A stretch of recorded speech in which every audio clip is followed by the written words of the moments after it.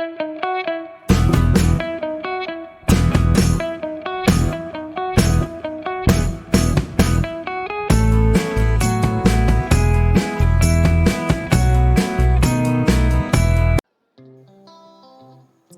everyone, welcome back to my YouTube channel.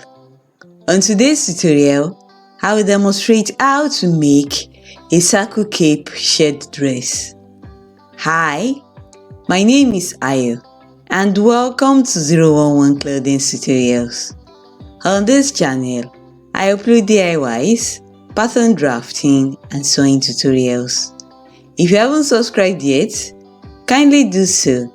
And do not forget to turn on the notification bell so that you'll be notified whenever I upload a new video. So now, let's get right into the tutorial. Thank you!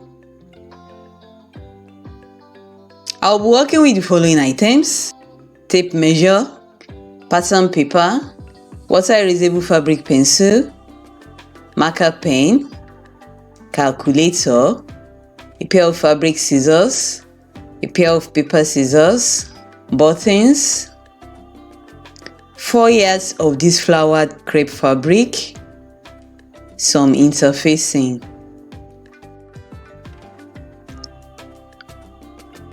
I'll be working with the following measurements: bust circumference 39 inches, shoulder to shoulder measurement 16 inches, dress length 47 inches. I will draft a basic bodice of a length of about 3 inches below the armhole line. Both the front and the back will be drafted together. So I will draw a margin of 2 inches at the top and on the left hand side of the pattern paper. I will measure and mark 1 inch from the upper starting line, and I will draw a horizontal line across. This line is the shoulder line. Next, I will calculate the armhole depth using the formula bust circumference divided by 6 plus 1.5, and this is 39 divided by 6 plus 1.5, and this is equal to 8 inches. So from the shoulder line, I will measure and mark 8 inches downwards like this, and I will draw a horizontal line. This is the armhole line. Next, I will measure and mark 3 inches below the armhole line, and I will draw a horizontal line across. This is how long I want the basic bodice to be. This is because the basic bodice will only serve as an outline for the bodice of the dress that I intend to cut. I will measure and mark 3 inches by 3 inches for the front neckline, and using a ruler and a curve, I will draw the front neckline curve like this. For the back neckline, I will use a value of 3 inches by 1 inch, and using a French curve, I will draw the back neckline curve like this. Next, I will divide my shoulder to shoulder measurement by 2, and this is 16 inches divided by 2, and this is equal to 8 inches. So on the shoulder line, I will measure and mark 8 inches like this. I will add half an inch to this for the same allowance. I will now connect these 2 points together like this with my ruler. I will calculate my bust circumference divided by 4 plus 2 inches for ease, and this is 39 divided by 4 plus 2 inches for ease and same allowance, and this is equal to 11.75 inches. So on the armhole line, I will measure and mark 11.75 inches like this. I will transfer this mark on the shoulder line, my shoulder to shoulder measurement divided by 2 plus half an inch for seam allowance to the armhole line like this. I will now connect these 2 points together with broken lines like this. I will locate and mark the middle point on the broken line. From the middle point, I will go in by half an inch. I will now connect these 2 points together with a ruler like this.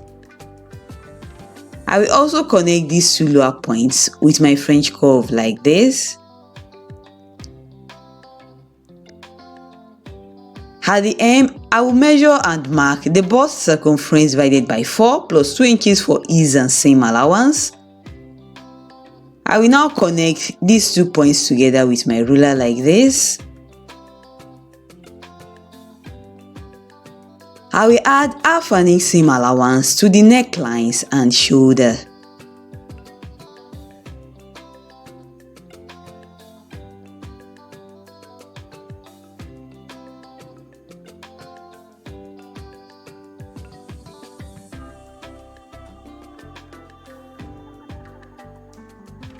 I will now cut it out.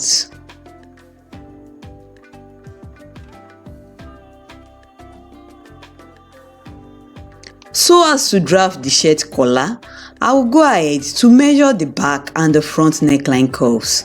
I want my dress to have a shirt collar even though the original design does not have one. I will measure the original neckline curves and not the seam allowance. The front neckline curve gave me a value of 4 inches and 3/4, and the back neckline curve gave me a value of 3 inches and 1/4. And the total value is 8 inches. I will now go ahead to draft the shirt collar on this pattern. I have already drawn a 2 inches margin on the left hand side of the pattern paper. I will now draw another 2 inches margin on the lower side of the paper like this. Next, I will measure and mark 4 inches for the width of the collar like this.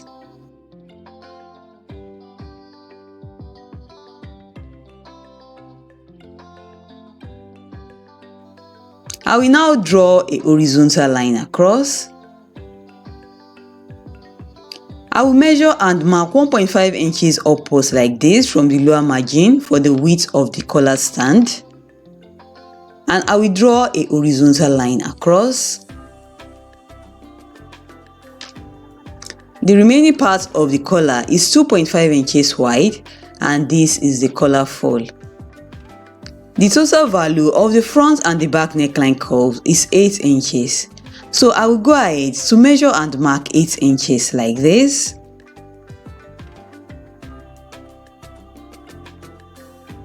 I will draw a vertical line downwards. Next, I will divide the length of the collar into 3, and this is 8 inches divided by 3, and this is equal to 2.7 inches. So from the outer edge of the collar, I will measure and mark 2.7 inches inwards like this.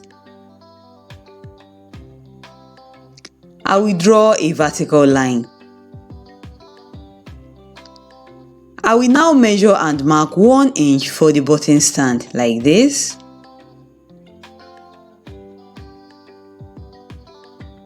Using my French curve, I will curve the upper edge of the button stand like this. I will measure and mark half an inch upwards from the outer edge of the collar stand. I will now connect these 2 points together like this with my ruler.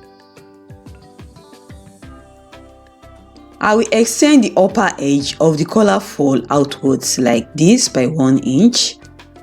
I will now connect these 2 points together like this. I will also extend the outer edge of the collar fold upwards by 1 inch.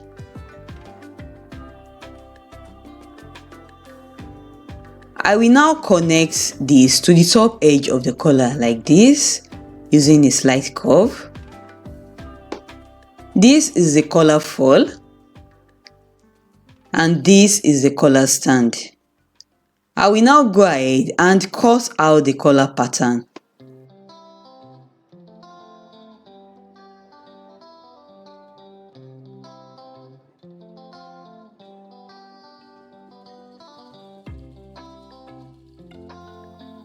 This side is the center back of the collar fold and the collar stand, and they will cut unfold on the fabric.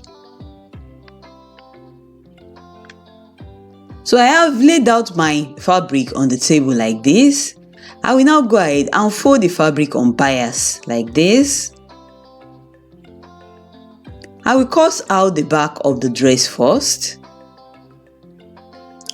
I will place the pattern piece on the fabric like this, with the center back facing the folded edge of the fabric. I will pin it in place like this.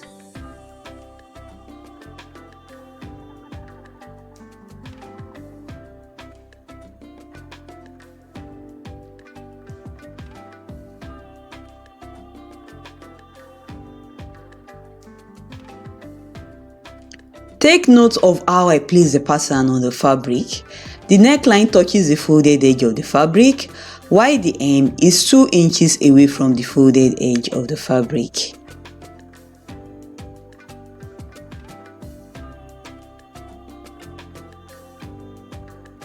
I will now connect the shoulder tip to the base of the armhole curve like this, using my French curve.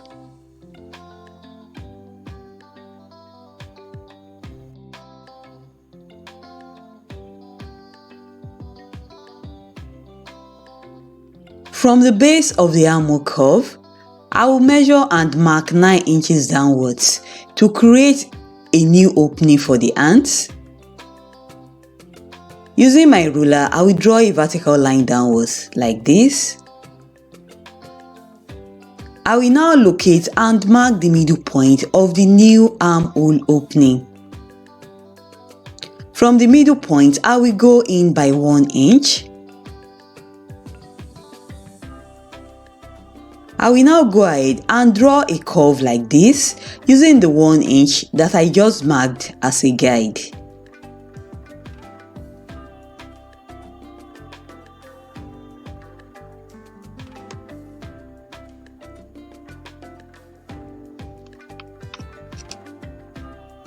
The full length that I want for the dress is 47 inches. So from the neck point, I will measure and mark 47 inches downwards like this. I will add extra 1 inch to this value for the same allowance.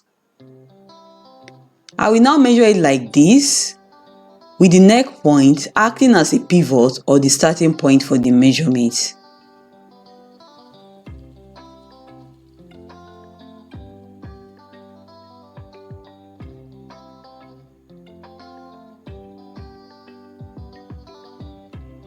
I will now connect the base of the new armhole opening to the hem of the dress like this, using my ruler.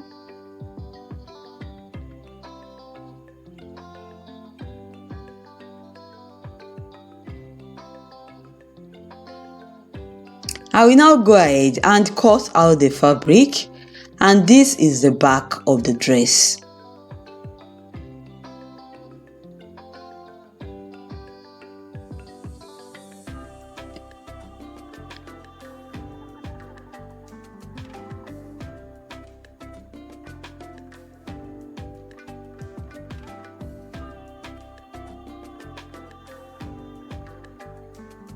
I will notch where the new armhole opening ends on the fabric so as to avoid confusion while sewing. Next, I will cut the front of the dress. I will cut out the back neckline curve from the pattern like this. I now have only the front neckline curve. I will now pin the front pattern to my fabric, which has already been folded on bias. So from the base of the neckline, I should extend it outwards by 2.5 inches. Then you can draw these 2.5 inches down to the hem of the dress. I will use the back piece as a template to cut out the front. I will pin the back piece to the front piece. The center back should align with the center front of the dress. I will now cut out the front of the dress using the back of the dress as a guide like this.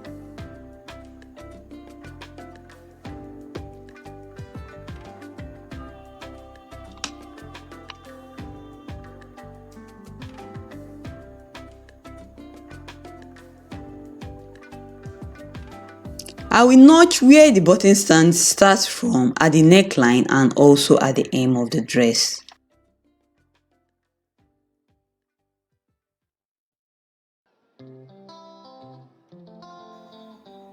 I will cut out the excess fabric at the center front like this.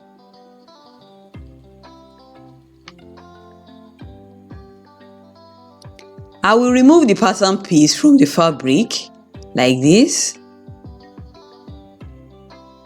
I will also separate the front pieces from the back piece.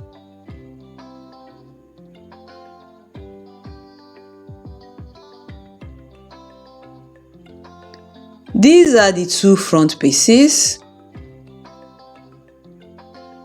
At the center front, at the hem of the dress, I will go up by 5 inches. You can use more than 5 inches.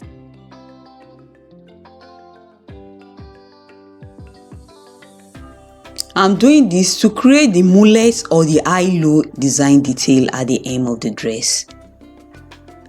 I will now redraw the hem of the dress like this.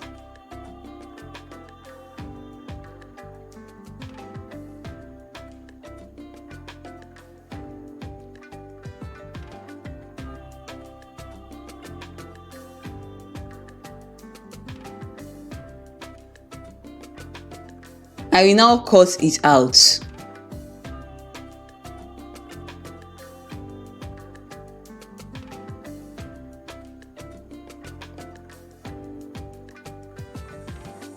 So these are the two collar pattern pieces and I've pinned them to the fabric.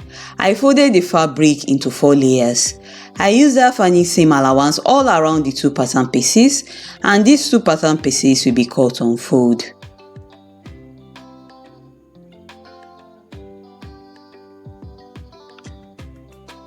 These are the two front pieces.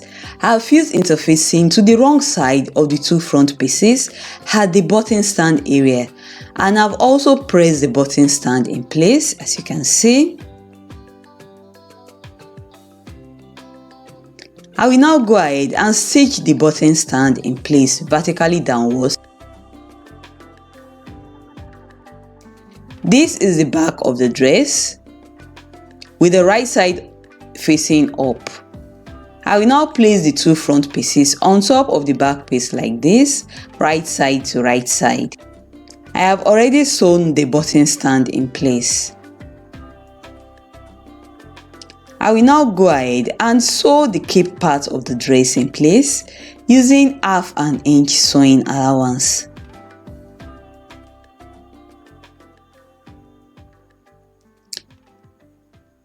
So now the stitching has been done, as you can see, and I've overlocked the raw edges. These are the collar pieces. I will notch the middle of the collar pieces like this. And as you can see, I've already fused interfacing to the wrong sides of the collar pieces.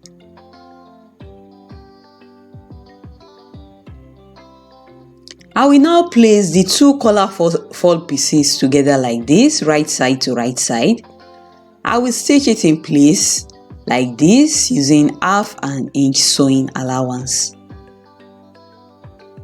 So now the stitching has been done, as you can see, and I've turned the collar to the right side and I've given it a thorough press with my iron.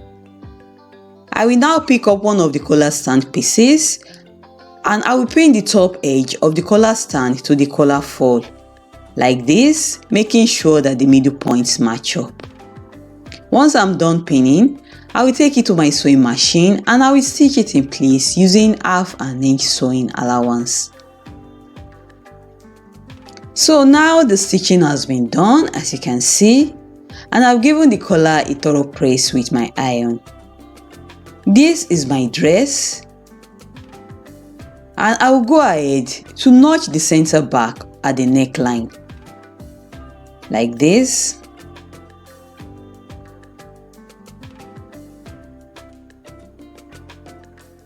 I will now pin the collar to the neckline like this, right side to right side. After pinning, I will take it to my sewing machine and I will stitch it in place using 1/2 inch sewing allowance.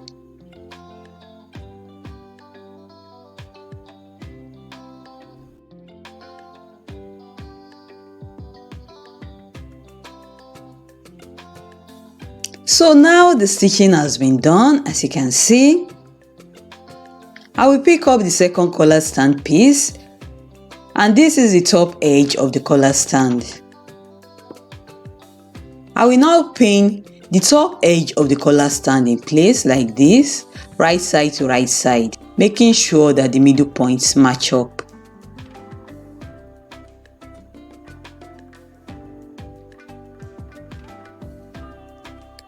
I will stitch it in place using 1/2 inch seam allowance exactly on top of the previous stitching line.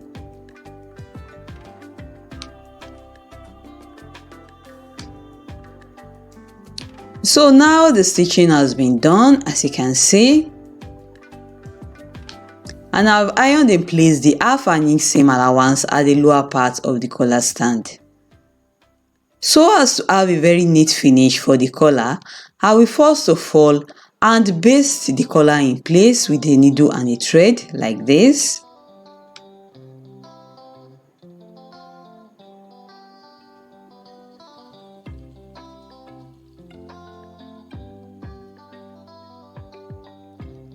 I will now go ahead and stitch it in place from the right side like this. So now the stitching has been done, as you can see, and the collar of the dress. This is the opening for the hand. I'll go ahead and use this fabric strip to finish the opening, and the fabric strip is 1.5 inches wide. I will use it to tape the edges of the hand opening.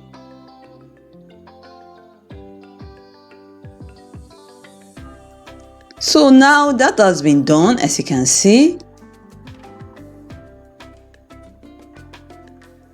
I will now turn the dress to the wrong side like this, and I will go ahead and sew the side seams in place using 1 inch sewing allowance. So now I have sewn the side seams together, as you can see.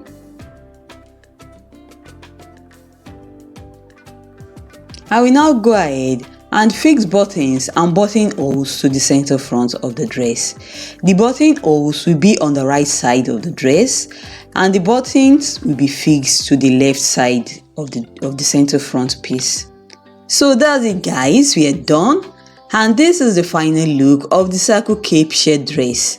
If you find this video helpful, do not forget to give it a thumbs up, drop a comment down below, share this video with your friends who are interested in sewing, and do not forget to subscribe to my YouTube channel if you haven't done so already. See you in my next tutorial. Bye, and thank you so much for watching.